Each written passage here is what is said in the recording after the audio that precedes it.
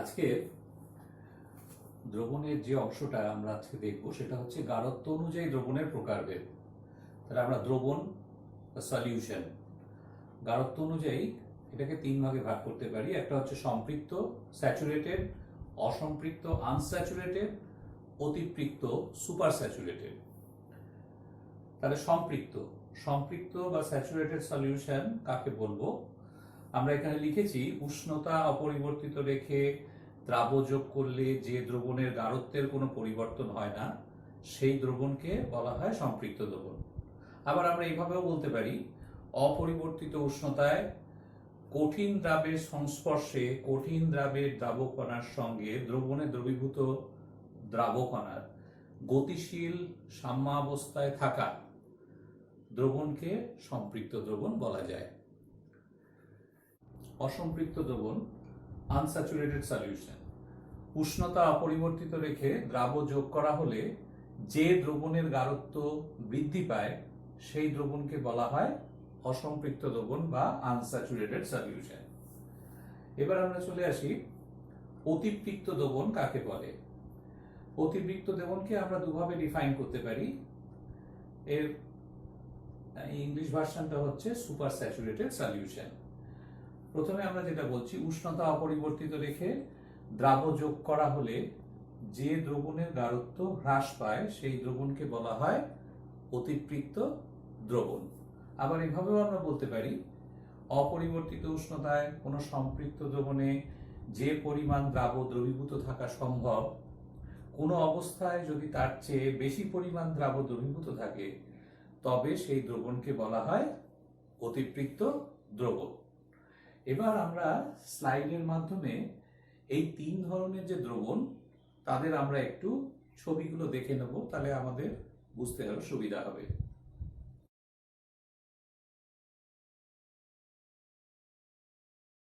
এবার আমরা সম্পৃক্ত দ্রবণ বা স্যাচুরেটেড সলিউশনে আসছি। সলিউশন হতে গেলে আমরা যদি ধরে নিই বাইনারি সলিউশন, তাহলে আমাদের দুটো কম্পোনেন্ট বা দুটো উপাদান, একটা হচ্ছে দ্রাব আর একটা হচ্ছে দ্রাবক, সমসত্ব মিশ্রণ হচ্ছে দ্রবণ। এবার দ্রবণে কি ঘটনা ঘটে? দ্রবণে দ্রাব এবং দ্রাবক অণুগুলো অবিরাম গতিশীল অবস্থায় বর্তমান। তরল অবস্থায় দ্রবণের কি হয়? অণুগুলোর মধ্যে পারস্পরিক সংঘর্ষ চলতে থাকে এবং দ্রবণ অবস্থায় কি হয়? এদের মধ্যে ইন্টারমলিকুলার ডিস্টেন্স কিন্তু খুব কম থাকে। আমরা যদি গ্যাসের সঙ্গে একে তুলনা করি তাহলে দেখা যাবে গ্যাস অণুগুলোর মধ্যে দূরত্ব কিন্তু অনেক। তারা যখন পারস্পরিক সংঘর্ষে লিপ্ত হয় তখন কি হয়? তখন তারা অনেকটা দূরত্ব অতিক্রম করে। কিন্তু দ্রবণে কি হয়? যেহেতু দ্রাব এবং দ্রাবক কণাগুলো খুব কাছাকাছি থাকে, স্বভাবতই সেখানে কি হয়? ডিস্টেন্সটা খুব ক্লোজ থাকার জন্য তাদের সংঘর্ষের সংখ্যাটা কিন্তু অনেক বেশি। এই অবস্থায় অণুগুলোর ট্রান্সলেশনাল মোশন, কিন্তু দ্রবণে কি থাকে? দ্রবণে সেক্ষেত্রে ট্রান্সলেশনাল মোশনের সঙ্গে সঙ্গে তাদের কিন্তু রোটেশনাল এবং ভাইব্রেশনাল মোশন থাকছে। এবং আমরা যদি গ্যাসের সঙ্গে দ্রবণের অণুগুলোর আমরা তুলনা করি তাহলে দেখা যাবে যেহেতু দ্রবণে এদের মধ্যে কণাগুলোর মধ্যে সংঘর্ষের সংখ্যাটা বেশি, তাহলে এরা কিন্তু যে সময়ে, যে একটা নির্দিষ্ট সময় যদি আমরা ধরে নিই, সেই সময় এরা সংঘর্ষে বেশি সংখ্যক সংঘর্ষের ফলে যে পথ অতিক্রম করবে, গ্যাসীয় অবস্থায় থাকাকালীন গ্যাসের যে অণুগুলো তারা কিন্তু দেখা যাবে যে ওই একই সময় বেশি দূরত্ব অতিক্রম করতে পারছে। এবার আমরা একটু এইভাবে যদি দেখি তাহলে দ্রবণের ক্ষেত্রে তাহলে কি বলতে পারি? দ্রবণের ক্ষেত্রে এটা হচ্ছে এক ধরনের ব্যাপন প্রক্রিয়া। কেন ব্যাপন প্রক্রিয়া? আমরা বা গ্যাসের ক্ষেত্রেও যদি বলি সেটাও একটা ধরনের ব্যাপন প্রক্রিয়া। দ্রবণের ক্ষেত্রে ব্যাপন আর গ্যাসের ব্যাপনের মধ্যে একটু পার্থক্যটা আমরা দেখে নিই। সেটা হচ্ছে আমরা যদি 1 বিকার জলের মধ্যে সামান্য চিনি অ্যাড করে দিই তাহলে কিছুক্ষণের মধ্যেই দেখব চিনিটা কিন্তু অদৃশ্য হয়ে গেছে। তার মানেটা কি? অর্থাৎ জলের মধ্যে চিনির গাঢ়ত্বটা বেড়ে গেল। আবার একটু আমি চিনি অ্যাড করলাম, দেখা যাবে দ্রবণের গাঢ়ত্বটা কিন্তু আরো বেড়ে গেছে। তাহলে সেক্ষেত্রে যত আমি দ্রাব কণার সংখ্যা বা দ্রাব অণুর সংখ্যা আমি যত বাড়াচ্ছি, ততই কিন্তু গাঢ়ত্বটা আস্তে আস্তে আস্তে আস্তে বাড়তে থাকছে। এবার সেক্ষেত্রে কি ঘটনা ঘটছে, যে দ্রাব অণুগুলো দেখা যাচ্ছে বেশি গাঢ়ত্বের দিক থেকে কম গাঢ়ত্বের দিকে চলে যাচ্ছে, গিয়ে একটা সমসত্ব মিশ্রণ তৈরি করছে, যতক্ষণ না পর্যন্ত পুরো মিশ্রণটা একটা সমসত্ব মিশ্রণে রূপান্তরিত হচ্ছে। তার মানে সংঘর্ষ হতে থাকছে, সংঘর্ষ হতে হতে তার সমসত্ব মিশ্রণটা তৈরি হয়ে গেল। এবার সমসত্ব মিশ্রণ তৈরি হওয়ার পরেও কিন্তু তাদের মধ্যে কিন্তু দ্রাব দ্রাব কণাগুলোর মধ্যে সংঘর্ষ কখনোই কিন্তু বন্ধ হয়ে যাচ্ছে না, সংঘর্ষটা কিন্তু তাদের মধ্যে লিপ্ত থাকছে। এবার আমরা যে কথাটা গ্যাসের সঙ্গে তুলনা করলাম, তাহলে সেক্ষেত্রে আমরা দেখতে পাচ্ছি যে গ্যাসের ক্ষেত্রে যে দ্রবণ মানে যখন তৈরি হয় বা গ্যাসের অণুগুলো যখন এক দিক থেকে অন্য দিকে যায়, পরস্পর মিশে গিয়ে সমসত্ব মিশ্রণ তৈরি করে, সেক্ষেত্রে দ্রবণের ক্ষেত্রে যে ঘটনাটা ঘটছে, সেক্ষেত্রেও দেখতে পাচ্ছি সেখানেও কিন্তু একটা ব্যাপন ঘটছে, অর্থাৎ দ্রাব কণাগুলো মানে দ্রাবকের মধ্যে গিয়ে একটা সমসত্ব মিশ্রণ তৈরি করছে, সেটাও একটা ব্যাপন। কিন্তু যেহেতু এখানে সংঘর্ষের সংখ্যাটা অনেক বেশি, সেই জন্য এটাকে আমরা বলছি বিলম্বিত ব্যাপন। এবার আমরা ওই যে 1 বিকার জলের মধ্যে যে চিনি যোগ করেছিলাম, এবার যদি চিনি আরো আমি যোগ করতে থাকি, করতে করতে করতে করতে এমন একটা অবস্থায় এলাম যখন বিকারের তলদেশে কিছু পরিমাণ কঠিন দ্রাব পড়ে থাকলো, তাহলে সেই অবস্থায় কি ঘটবে? প্রথম দিকে কি হয়েছিল, প্রথমে আমি যখন চিনি যোগ করছিলাম তারা দ্রবণে দ্রবীভূত হয়ে যাচ্ছিল, তাহলে সলিউট ইন সলিড স্টেট আমি কি করেছি, লিকুইড ওয়াটারে যোগ করেছি, তাহলে সেটা সলিউট কি করেছে, সলিউশনে চলে গেছে, তাহলে গাঢ়ত্বটা বেড়েছে। তাহলে ফরওয়ার্ড ডাইরেকশনটাকে আমরা কি বলছি তখন, ডিসলিউশন বা দ্রবীভবন। এইবার যখন এই রকম দ্রাব যোগ করতে করতে করতে করতে যখন কিছু দ্রাব বিকারের তলদেশে পড়ে থাকলো, অর্থাৎ অদ্রবীভূত অবস্থায় যেটা থেকে গেল, তখন কি হয়, দ্রবণে দ্রবীভূত যে সলিউট পার্টিকেলস গুলো আছে, তারা কিন্তু দেখা যাচ্ছে যে সলিড স্টেটে যে সলিউট পার্টিকেলস গুলো রয়েছে তার গায়ে এসে আঘাত করতে থাকছে। তাহলে এইভাবে যে প্রক্রিয়াটা, অর্থাৎ একটা বিপরীত প্রক্রিয়াও কিন্তু সেখানে চলতে থাকবে, অর্থাৎ সলিউট ইন সলিউশন, তারা যারা ছিল সলিউশনে তারা এসে সলিউট ইন সলিড স্টেট অর্থাৎ তাদের গায়ে গিয়ে আঘাত করছে। এই প্রসেসটাকে, এই বিপরীত প্রক্রিয়াটাকে আমরা বলছি ক্রিস্টালাইজেশন। তাহলে এটার মধ্যে একটা হতে হতে এমন একটা সময় আসবে যখন এদের মধ্যে একটা ডায়নামিক ইকুইলিব্রিয়া তৈরি হবে, গতিশীল সাম্যাবস্থা তৈরি হবে, সেটাকেই আমরা দেখেছি সলিউট ইন সলিউট স্টেট, তাহলে সলিউট ইন সলিউশন। তাহলে ফরওয়ার্ড ডাইরেকশনটাকে আমরা বলছি ডিসলিউশন, যখন গাঢ়ত্ব বাড়ছে, যখন গাঢ়ত্ব বাড়তে বাড়তে বাড়তে বাড়তে সর্বোচ্চ পর্যায়ে চলে গেল, অর্থাৎ যখন ওই অদ্রবীভূত দ্রাবের উপস্থিতিতে অর্থাৎ সংস্পর্শে যখন দ্রবণটা থাকলো, তখন কিন্তু এই দুটো বিপরীত ঘটনা কিন্তু একই সঙ্গে ঘটতে থাকছে, যেটাকে আমরা বলছি ডায়নামিক ইকুইলিব্রিয়াম। অর্থাৎ ফরওয়ার্ড ডাইরেকশনটাকে বলছি ডিসলিউশন, ব্যাকওয়ার্ড ডাইরেকশনটাকে বলছি আমরা ক্রিস্টালাইজেশন। তাহলে যখন এই সাম্যাবস্থাটা আসছে, অর্থাৎ এই ডায়নামিক ইকুইলিব্রিয়াটা যখন তৈরি হচ্ছে, তখন আমরা কি লিখছি না, রেট অফ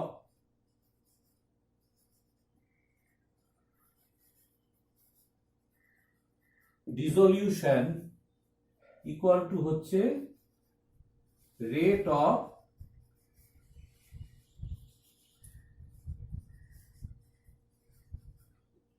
ক্রিস্টালাইজেশন। এই যে rate of dissolution, rate of crystallisation, এরকম একটা ডায়নামিক ইকুইলিব্রিয়া সম্পৃক্ত দ্রবণে তৈরি হয়, এবং তার সংস্পর্শে অর্থাৎ অদ্রবীভূত দ্রবের সংস্পর্শে যে দ্রবণটা থাকে সেটাকেই তখন আমরা বলি সম্পৃক্ত দ্রবণ। এবং সেই সম্পৃক্ত দ্রবণের সংজ্ঞাতে যে দ্বিতীয় ডেফিনেশনটা আমরা দেখেছি, সেখানে কিন্তু সেই কথাটাই বলা আছে। এবার আমরা স্লাইডের মাধ্যমে এই প্রক্রিয়াটা আমরা একটু দেখে নেব।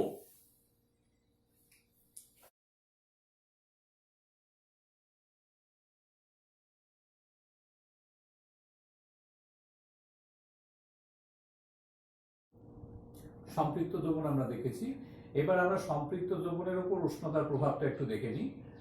উষ্ণতা কিরকম প্রভাব ফেলছে তার উপরে। আমরা ঘরের উষ্ণতা বলতে আমরা অ্যাকচুয়ালি ঘরের উষ্ণতায় বলতে আমরা যেটা বুঝি সাইন্টিফিক্যালি, ঘরের উষ্ণতায় রাখা যে জল সেটাই হচ্ছে অ্যাকচুয়ালি ঘরের উষ্ণতা। তার মধ্যে থার্মোমিটার ডোবালে পরে যে উষ্ণতাটা শো করবে সেটাই হচ্ছে ঘরের উষ্ণতা। তো ঘরের উষ্ণতা সেটাও একটা নির্দিষ্ট উষ্ণতা অবশ্যই, তার সেই উষ্ণতা একটা সম্পৃক্ত দ্রবণ প্রস্তুত করা আছে। এবার আমি তার উষ্ণতা বৃদ্ধি ঘটাতে পারি, উষ্ণতা হ্রাস করতে পারি। যদি উষ্ণতা বৃদ্ধি ঘটাই তাহলে সেক্ষেত্রে কি দেখা যাবে না, একটা সম্পৃক্ত দ্রবণ আরো দ্রবীভূত করার ক্ষমতা সেখানে রাখে। তাহলে সেক্ষেত্রে কি হলো, সেই দ্রবণটা অসম্পৃক্ত দ্রবণে রূপান্তরিত হবে।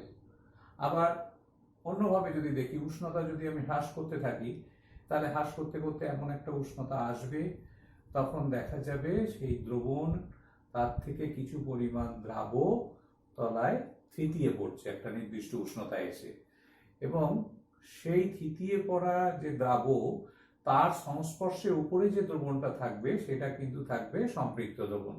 তাহলে উষ্ণতা হ্রাস করলে আমরা সম্পৃক্ত দ্রবণের ক্ষেত্রে আমরা কি দেখতে পাচ্ছি, যে নিচে কিছু দ্রাবক দ্রবণ থেকে থিতিয়ে পড়ে যাচ্ছে আর উপরে যে দ্রবণটা তার সংস্পর্শে থাকছে সেটা হচ্ছে সম্পৃক্ত দ্রবণ। তাহলে সম্পৃক্ত দ্রবণের উপর উষ্ণতার প্রভাব আমরা দেখতে পেলাম। এবার একটা সম্পৃক্ত দ্রবণকে অসম্পৃক্ত করার পদ্ধতি, কিভাবে আমরা অসম্পৃক্ত করতে পারি। তো কিছুক্ষণ আগে আমরা বলেছি ঘরের উষ্ণতা একটা সম্পৃক্ত দ্রবণের কথা। তাহলে সেরকম একটা সম্পৃক্ত দ্রবণ আমরা নিলাম, তার উষ্ণতা বৃদ্ধি করলাম। তাহলে উষ্ণতা বৃদ্ধি করলে আগেই আমি বলেছি সেটা কি হবে, একটা অসম্পৃক্ত দ্রবণে রূপান্তরিত হবে। আবার এভাবেও আমি করতে পারি, যদি আমি অতিরিক্ত দ্রাবক তার মধ্যে যোগ করে দিই তাহলে স্বভাবতই কি হবে, সেই দ্রবণ আরো দ্রবীভূত করার ক্ষমতা রাখবে। তাহলে সেক্ষেত্রে দ্রবণটা কি হবে, একটা অসম্পৃক্ত দ্রবণে রূপান্তরিত হবে। তাহলে এইভাবে আমরা এই যে দুটো প্রক্রিয়াতে আমরা একটা সম্পৃক্ত দ্রবণকে অসম্পৃক্ত দ্রবণে রূপান্তরিত করতে পারি। এবার আমরা যে অংশে চলে যাব সেটা হচ্ছে আরো একটা প্রক্রিয়া যেখানে আমরা অসম্পৃক্ত দ্রবণকে কি করে সম্পৃক্ত করতে পারি। এই প্রসঙ্গে আমরা একটা কথা এখানে বলছি যে আমরা যে সম্পৃক্ত দ্রবণের উপর উষ্ণতার প্রভাব বা সম্পৃক্ত দ্রবণকে অসম্পৃক্ত করার পদ্ধতি যে দুটো আমরা বললাম আর কি, সেক্ষেত্রে অ্যাকচুয়ালি যাদের ক্ষেত্রে তাপমাত্রা বা উষ্ণতা বৃদ্ধিতে যাদের ক্ষেত্রে দ্রাব্যতা বৃদ্ধিপ্রাপ্ত হয় আমরা কিন্তু কেবলমাত্র তাদের কথাই এখানে আলোচনা করেছি। অসম্পৃক্ত দ্রবণকে সম্পৃক্ত করার পদ্ধতি আমরা তিনটে প্রক্রিয়া দেখেছি, এখানে বোর্ডের মধ্যে লিখে দিয়েছি। যে ঘরের উষ্ণতায় সম্পৃক্ত দ্রবণ নেওয়া হলো, আমরা তিনভাবে করতে পারি। অতিরিক্ত দ্রাবক যোগ করা হলো, যখন দ্রাবক দ্রবীভূত করার ক্ষমতা হারিয়ে ফেলবে তখন সেটা হবে সম্পৃক্ত দ্রবণ। আবার এটাও করতে পারি, উষ্ণতা হ্রাস করা হতে থাকলো, একটা নির্দিষ্ট উষ্ণতা এসে দ্রবণটা কি হবে না সম্পৃক্ত হয়ে যাবে। আবার উত্তপ্ত করে কিছু পরিমাণ দ্রাবক যদি আমরা বাষ্পীভূত করে দিতে পারি, করে আবার যদি ঘরের উষ্ণতায় নিয়ে চলে আসতে পারি তাহলে সেই অসম্পৃক্ত দ্রবণটা আবার সম্পৃক্ত দ্রবণে রূপান্তরিত হবে। এবার আমরা অতিপৃক্ত দ্রবণে চলে আসছি। অতিপৃক্ত দ্রবণের সংজ্ঞা আমরা আগে দেখেছি, আবার এখানে আমি রিপিট করেছি। এখন অতিপৃক্ত দ্রবণ আমরা তৈরি করতে পারি তাদের, আমরা সোডিয়াম থায়োসালফেট পেন্টাহাইড্রেট যাকে আমরা হাইপো বলি তার তৈরি করতে পারি, সোডিয়াম অ্যাসিটেট ট্রাইহাইড্রেট তারও তৈরি করতে পারি। তো আমরা উদাহরণ হিসাবে এখানে আমরা বেছে নিয়েছি হাইপোর অতিপৃক্ত দ্রবণ প্রস্তুতি, যেটাকে আমরা বলি সোডিয়াম থায়োসালফেট পেন্টাহাইড্রেট Na2S2O3.5H2O। কিভাবে করব, আমরা একটা পরীক্ষা নল বা টেস্ট টিউব নিলাম, টেস্ট টিউবের প্রায় অর্ধাংশ আমরা সোডিয়াম থায়োসালফেটের কেলাস দিয়ে সেটাকে পূর্ণ করে এবার টেস্ট টিউব বা পরীক্ষা নলের মুখে তুলো গুজে দিলাম। তুলো গুজে দেওয়ার এই কারণ যাতে ডাস্ট পার্টিকেল ওখানে প্রবেশ করতে না পারে। এবার টেস্ট টিউবটাকে নিয়ে আমরা ওয়াটার বাথের মধ্যে বসালাম, তাহলে এবার উত্তপ্ত হতে থাকবে। উত্তপ্ত হলে দেখা যাবে যে তার যে কেলাস জলগুলো ছিল সেই কেলাস জলে সেইগুলো দ্রবীভূত হয়ে গিয়ে একটা দ্রবণ তৈরি করবে, স্বচ্ছ দ্রবণ, স্বচ্ছ বর্ণহীন দ্রবণ উৎপন্ন করবে। এবার আমরা যে তাপ দেওয়ার ফলে কি হবে না, ওই কেলাস থেকে কেলাস জলগুলো বেরিয়ে আসবে, যেটা আমরা আগে বললাম। তাতে কি হবে, সোডিয়াম আয়ন এবং থায়োসালফেট আয়নগুলো দ্রবীভূত হয়ে যাচ্ছে। তাহলে এই যে দ্রবণটা তৈরি হলো, এবার একে আমরা ওয়াটার বাথ থেকে তুলে নিয়ে এসে টেস্ট টিউব স্ট্যান্ডে নাড়াচাড়া না করে দাঁড় করিয়ে রেখে দিলাম। এবার ঘরের উষ্ণতায় যেই আসবে, তখন দেখা যাবে এই যে দ্রবণটা তৈরি হয়েছে সেটাই হচ্ছে কিন্তু অতিপৃক্ত দ্রবণ। এই অতিপৃক্ত দ্রবণে যদি আমরা হাইপোর একটা ছোট কেলাস আমরা যদি ফেলে দিই, তাহলে দেখা যাবে সেই কেলাসকে ঘিরে পুরোটাই কিন্তু দ্রবণটা কেলাসিত হয়ে যাচ্ছে। এই যে ছোট কেলাসটা আমরা এর মধ্যে ফেললাম, এটাকে আমরা বলছি সিড ক্রিস্টাল বা বীজ কেলাস। এবং এই যে প্রক্রিয়াটা, এটাকে বলা হচ্ছে সিডিং অর নিউক্লিয়েশন। এখানে একটা কথা বিশেষভাবে উল্লেখযোগ্য, কেলাসনের পূর্বে বা ওই মুহূর্তে দ্রবণ কিন্তু সবসময় অতিপৃক্ত হয় বা অতিপৃক্ত থাকে। এবার আমরা বলি যে আমরা টেস্ট টিউবটাকে তুলো দিয়ে বন্ধ করেছিলাম। টেস্ট টিউবটাকে তুলো দিয়ে বন্ধ করার উদ্দেশ্য হচ্ছে তাতে যাতে ধূলিকণা প্রবেশ করতে না পারে। ধূলিকণাও কিন্তু সিড ক্রিস্টালের মতো ব্যবহার দেখায়। এবার সিড ক্রিস্টাল ব্যবহার না করে যদি ধূলিকণার অ্যাবসেন্স হয়, তাহলে আমরা করতে পারি কি, একটা কাঁচদণ্ড দিয়ে যদি আমরা ওই অতিপৃক্ত দ্রবণের ভেতরের অংশে টেস্ট টিউবের গাটাকে ঘষে দিই বা নাড়াচাড়া করে দিই টেস্ট টিউব দিয়ে, তাহলে দেখা যাবে দ্রবণ থেকে আবার কিন্তু থায়োসালফেটের দানাগুলো পুরোটাই দ্রবণটা কেলাসিত হয়ে চলে আসছে। এবার শিল্পক্ষেত্রে এর ইউটিলিটিটা কোথায়? শিল্পক্ষেত্রে দেখা গেছে যে কপার সালফেট বা ব্লু ভিট্রিয়ালের যখন কেলাস তৈরি করা হয় বা ক্রিস্টাল যখন তৈরি করা হয়, তখন উচ্চতর উষ্ণতায় ব্লু ভিট্রিয়াল বা কপার সালফেট পেন্টাহাইড্রেটের একটা সম্পৃক্ত দ্রবণ প্রস্তুত করা হয়। এবার সেই সম্পৃক্ত দ্রবণটাকে নিম্নতর উষ্ণতায় আসতে দেওয়া হলো।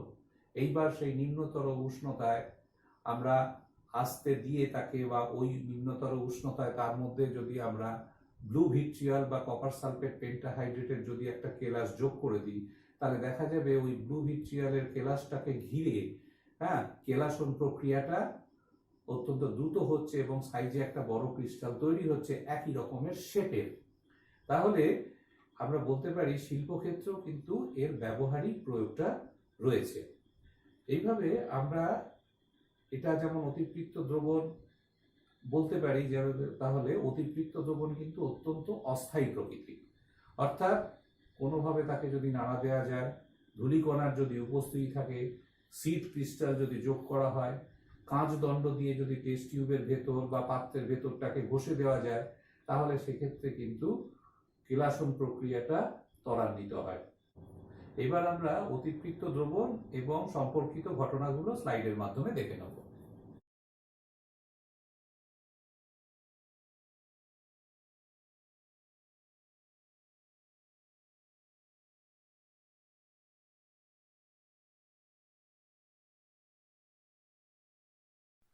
সলিবিলিটি কার্ভ থেকে আমরা দেখতে পাচ্ছি দুটো জোন, একটা হচ্ছে ব্লু জোন আর একটা হচ্ছে পিঙ্ক জোন।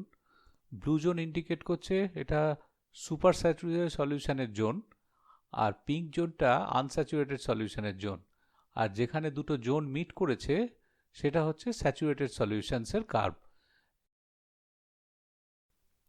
সলিবিলিটি কার্ভ থেকে আমরা দেখতে পাচ্ছি যে সলিবিলিটি এগেনস্ট টেম্পারেচার যখন প্লট করা হয়েছে, তখন সুপার স্যাচুরেটেড জোন থেকে কোনো সলিউশন তার টেম্পারেচার যদি ইনক্রিজ করা যায়, ইনক্রিজ করতে থাকলে গ্র্যাজুয়ালি, তাহলে একটা সময় তারা দেখা যাচ্ছে স্যাচুরেটেড সলিউশনের যে সলিবিলিটি কার্ভ তার সঙ্গে মিট করে যাচ্ছে। তারপর আরও যদি টেম্পারেচার বাড়াই, দেখা যাচ্ছে সলিউশনটা আনস্যাচুরেটেড হয়ে যাচ্ছে। এবার দ্রবণের গাঢ়ত্ব, কনসেন্ট্রেশন অফ সলিউশন। এখন কনসেন্ট্রেশন অফ সলিউশনসকে অ্যাকচুয়ালি আমরা দুটো দৃষ্টিভঙ্গি থেকে, দুটো স্ট্যান্ড পয়েন্ট থেকে দেখতে পারি। একটা হচ্ছে গুণগত বিচার, যেটা আমরা এখানে দেখিয়েছি, যেটাকে বলছি আমরা কোয়ালিটেটিভলি। কোয়ালিটেটিভলি আমরা এটাকে দুভাগে ভাগ করতে পারি। একটা হচ্ছে লঘু দ্রবণ ডাইলুট সলিউশন, আর একটা হচ্ছে গাঢ় দ্রবণ বা কনসেন্ট্রেটেড সলিউশন। লঘু দ্রবণ কখন বলছি? যদি তুলনামূলকভাবে খুব অল্প পরিমাণে দ্রবণে দ্রবীভূত থাকে, relatively very small quantity of solute, তখন সেটাকে আমরা বলবো ডাইলুট সলিউশন। আর তুলনামূলকভাবে খুব বেশি পরিমাণে যদি দ্রবীভূত থাকে, আমরা এইভাবে যদি বলি relatively very large quantity of solute যদি লবণে দ্রবীভূত থাকে, তখন সেটাকে বলি আমরা কনসেন্ট্রেটেড সলিউশন। তাহলে এখন এটা এই যে গুণগত বিচারে যে ক্লাসিফিকেশনটা আমরা দেখালাম, সেটা কিন্তু very confusing in the sense যে এর তো কোনো অ্যাবসলিউট ডিমার্কেশন হয় না। লঘু বলতে কতটা লঘু, আর গাঢ় বলতে কতটাই বা গাঢ়। তো সেই কারণে আমরা গুণগত বিচারের পরিবর্তে আমরা কিন্তু চলে আসি অ্যাকচুয়ালি কোয়ান্টিটেটিভ গাঢ়ত্বর কথা আমরা বলি। অর্থাৎ কোয়ান্টিটেটিভলি আমাদের বলতে গেলে, পরিমাণগতভাবে বলতে গেলে, সেটা আমরা পরে দেখে নিচ্ছি পরিমাণগতভাবে আমরা কিভাবে ক্লাসিফাই করতে পারি।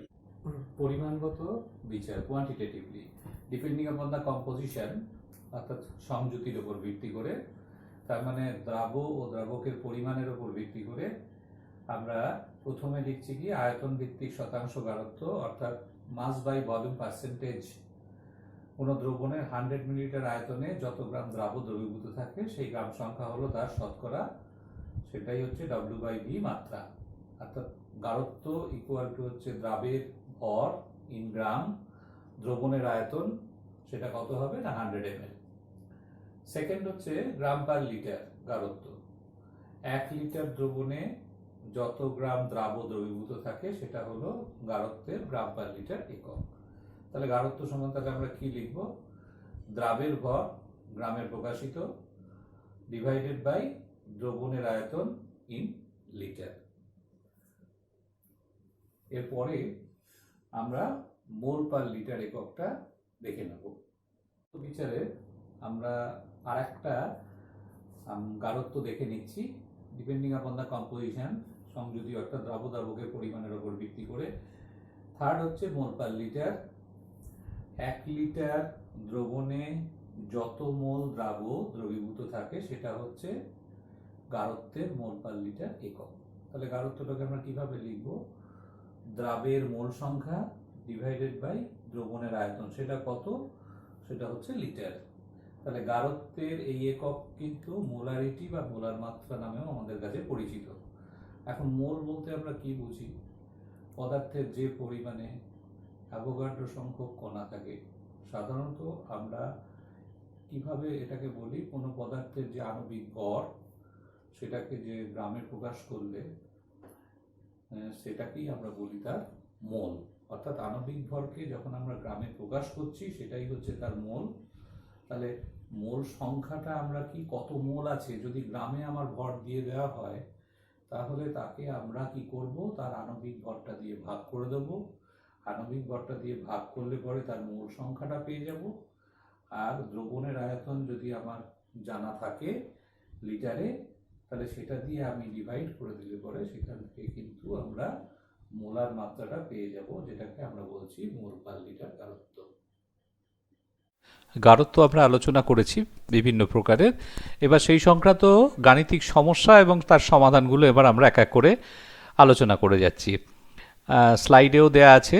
আমরা গাণিতিক সমস্যা 1, সেখানে দেয়া আছে 6 গ্রাম ইউরিয়া যার মোলার ভর 60 gram mole to the power -1 600 millilitre আয়তনের দ্রবণে দ্রবীভূত আছে। দ্রবণের গাঢ়ত্ব A পার্সেন্ট W/V, তার মানে শতকরা আয়তন মাত্রিকে আমাকে প্রকাশ করতে হবে। B গ্রাম পার লিটারে এবং C বলা আছে মোল পার লিটার এককে প্রকাশ করতে বলা আছে। এবার সমাধান, আমরা A তে চলে আসি। বলা আছে 600 মিলিলিটার দ্রবণে আছে 6 গ্রাম ইউরিয়া। তাহলে 100 মিলিলিটার দ্রবণে আছে, ঐকিক নিয়মে আমরা পাচ্ছি 6 × 100 ডিভাইডেড বাই 600 এত gram urea equal to 1 gram urea. সুতরাং গাঢ়ত্ব হচ্ছে 1 gram per 100 ml equal to 1% W/V। এবার B, সেখানে আমাদের বলা আছে গ্রাম পার লিটার এককে প্রকাশ করতে হবে গাঢ়ত্বটা। 600 মিলিলিটার দ্রবণে আছে 6 গ্রাম ইউরিয়া, তাহলে 1000 মিলিলিটার দ্রবণে আছে 6 × 1000 ডিভাইডেড বাই 600 গ্রাম ইউরিয়া, মানে 10 গ্রাম ইউরিয়া। এবার যেহেতু 1000 ml সমান হচ্ছে 1 লিটার, তাহলে আমরা বলতে পারি এই 10 গ্রাম ইউরিয়া 1 লিটার দ্রবণে আছে, সুতরাং গাঢ়ত্ব হচ্ছে 10 গ্রাম পার লিটার।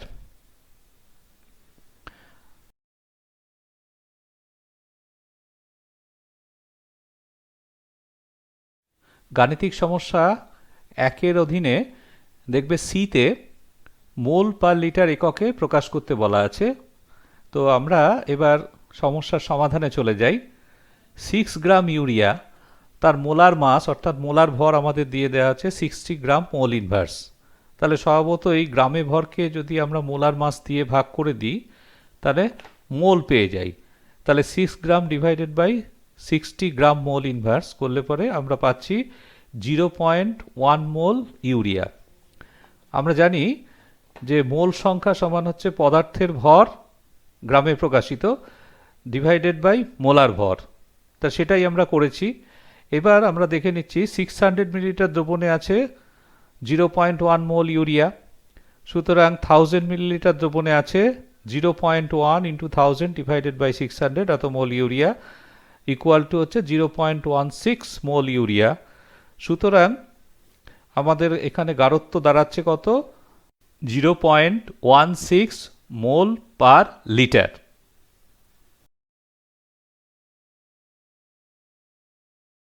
এবার আমরা গাণিতিক সমস্যা 2-এ চলে আসছি।